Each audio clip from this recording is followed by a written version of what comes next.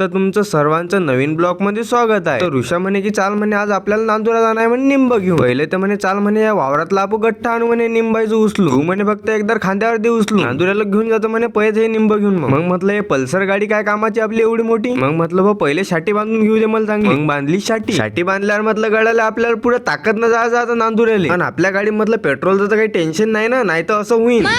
टंकी खाली आहे. पण हिची टंकी खाली असणं म्हणजे सोपी नाही काही. लोटाच घाण होऊन जाईल. अरे पेट्रोलचं टेन्शन न घेऊ म्हणे, आपल्या गाडीत कधी फुल असते पेट्रोल. पुढे येऊन हे खूप चांगलं वाटलं की मानेगावच्या रस्त्याचं काम चालू आहे. आणखी गड्ड्याची तर काही टेन्शनच नव्हती. या रस्त्याने एवढे गड्डे होते. मग मारला आम्ही मानेगावून टर्न घेतली. मग 240च्या स्पीडनं गाडी पिटाळलं. मग आलो नांदुऱ्यामध्ये अडी आल्यावर म्हटलं एवढी गर्दी काहून आहे. अडी चालू होता डीजे जोडून आम्ही काढली 200 स्पीडनं गाडी. आणि आज बी थोडा आपलं नशीब खराबच होतं, कारण की रेल्वे गेट बंदच होतं. रेल्वे गेट बंद असलं चालते पण गाडी लवकर यायला पाहिजे रे भाऊ. आणि या रेल्वेनं तर आम्हाला पुरा गुलीगुट धोका दिला. म्हणता सगळ्याला हुर करायची निंजा टेक्निक. रेल्वे गेट उघडल्यावर डायरेक्ट रेसच लागत असते अडी की कोण पोचते तिकडून. विशाल म्हटलं हे निंब कुठे घ्यायला लागतात भाऊ. म्हण चालते म्हण जुन्या मार्केट मध्ये. म्हटलं जुन्या मार्केट मध्ये बी निंब इकत असता काय. मी तर पहिल्यांदा चालतो हे निंब घेऊन यायचे. अडी येतं खेपे गडी तर पहिले पाणी प्यायला झाला. मोपले निंब तर मग भरले गळाचे 40 किलो. चाल म्हणे एकदा हे निंबाचे पैसे घेऊन येऊ आपण. निंबाची पावती आणि पैसे घेऊन मग निघलो आम्ही HDFC बँक आहे. आणि आम्हाला जाणं होतं पत्रिका छापणाऱ्या भावाजवळ, कारण की योगेश काकांनी सांगितलं होतं पावती